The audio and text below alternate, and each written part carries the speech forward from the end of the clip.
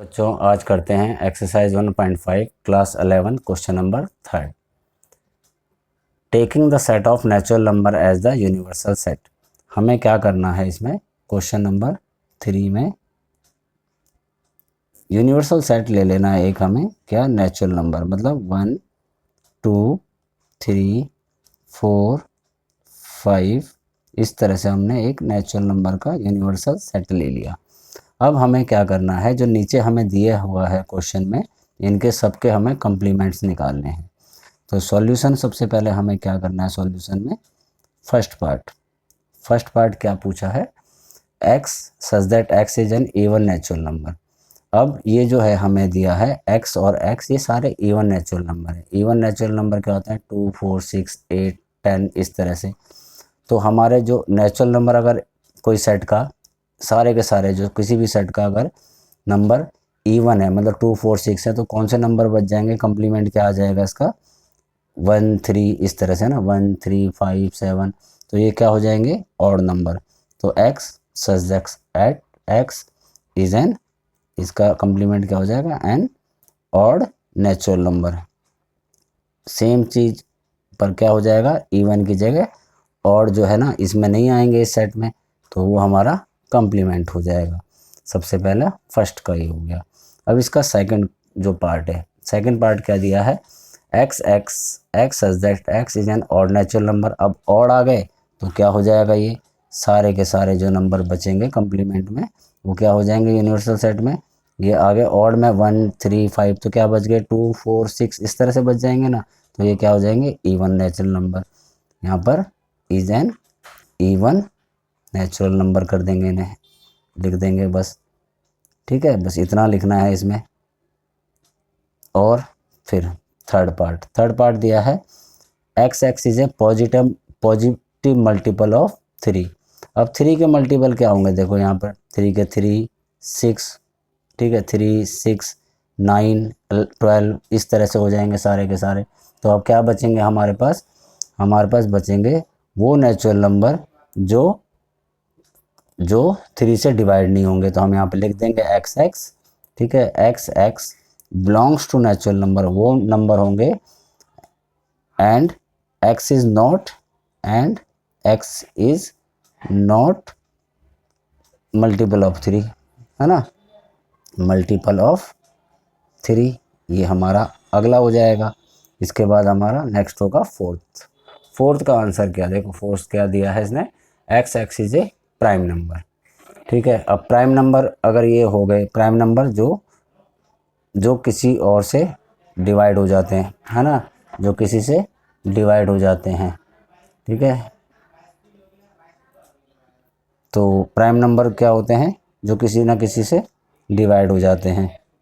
ठीक तो यहाँ पर क्या हो जाएंगे कंपोजिट नंबर हो जाएंगे यहाँ पर x सच दैट x ठीक है is a positive composite number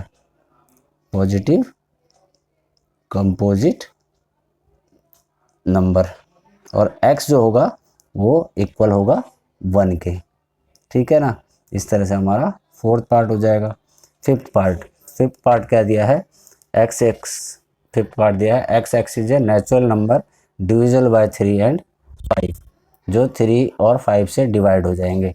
तो हम यहाँ पे क्या लिखेंगे x is a natural number divisible by 3 and 5। अब 3 एंड 5 नेचुरल नंबर दिया है जो 3 और 5 से डिवाइड हो जाएंगे पर क्या होते हैं देखो -5 -4 इस तरह से चलेंगे 0 1 ये क्या हो जाएगा ये इंटीजर हो जाएंगे। अब जो 5 से डिवाइड होंगे उनको छोड़ दो उनके अलावा क्या बचेंगे जो 3 पर वो क्या हो जाएंगे इंटीजर्स हो जाएंगे। तो यहाँ पर लिख देंगे हम x such that x is a positive integer है ना इंटीजर बचेंगे ये सारे हमारे पास positive integer which is not divisible by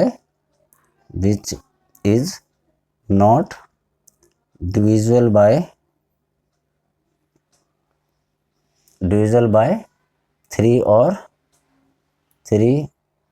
और 5 इस तरह से हम इसका फिफ्थ का आंसर कर लेंगे।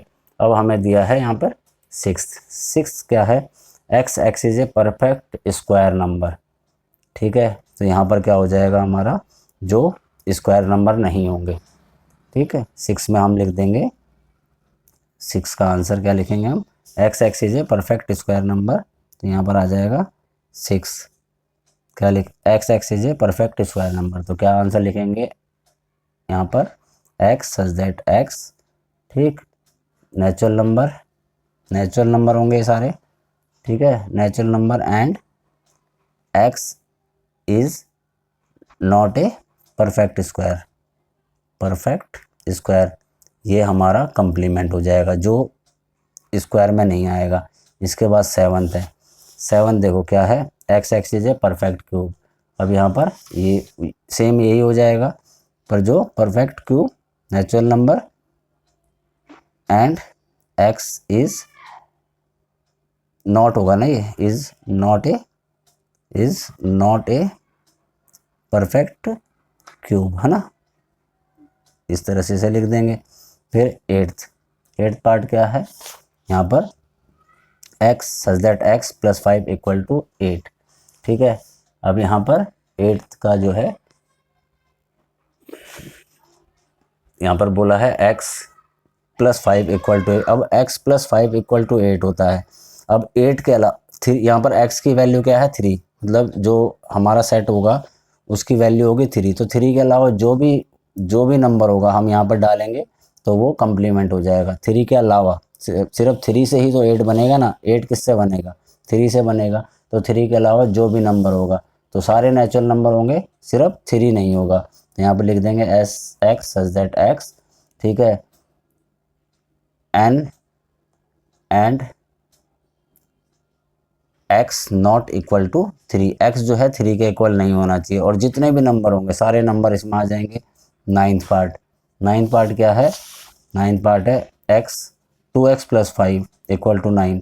अब यहाँ पर 2 की वैल्यू, x की जगह में अगर 2 रखेंगे तो ही ये होगा, तो सिर्फ 2 नहीं आएगा, तो यहाँ पर सेम यही हो जाएगा, सिर्फ 2 नहीं आएगा, x such that x natural number and x not equal to 2, इस तरह से हो गया। अब इसका 10th पार्ट क्या है, x such that x greater than and equal to 7, greater than and equal to 7 में क्या हो जाएगा इसमें, कि greater than and equal to 7 जैसे पूछा है हमें, तो less than and equal less than हो जाएंगे, लेस देन 7, है ना, वो सारे कंप्लीमेंट होंगे जो 7 से छोटे होंगे, ठीक है। Belongs to natural number and x less than 7, है ना, 7 से जितने भी छोटे होंगे वो होंगे। अब इसका 11th पार्ट में क्वेश्चन क्या पूछा है, x is a natural number and 2x + 1 greater than 10, मतलब यहाँ पर क्या है दिया है 2x + 1 ग्रेटर देन 10। अब देखो ये ग्रेटर देन 10 कब बनेगा, ग्रेटर देन x की वैल्यू कितनी होनी चाहिए कि ग्रेटर देन 10 बने, तो यहाँ पर अगर हम x की वैल्यू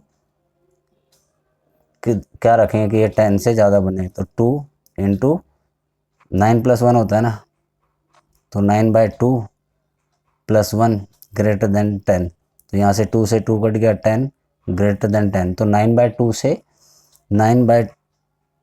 से जितनी भी डिजिट छोटी होंगी वो सारी की सारी कंप्लीमेंट हो जाएंगे, तो यहाँ पर लिख देंगे हम x such that x belongs to n and x less than and equal to 9/2, ठीक है, x जो है तब जितने भी होंगे ये ग्रेटर देन 10 मतलब 9 सारी 10 से बड़ी, तो अब ये 10 से सारी की सारी छोटी होंगी। यहाँ पर 9/2 से जितना भी छोटा रखोगे आप, जो भी वैल्यू रखोगे, जैसे मान लो 8/2 रख लिया तो क्या हो जाएगा, ये कट गया तो 9 हो जाएगा, तो 9/2 से जितनी भी डिजिट कम होगी वो इसमें आ जाएगी। इस तरह हमारा क्वेश्चन नंबर 3 यहाँ पर कंप्लीट हुआ, ठीक है।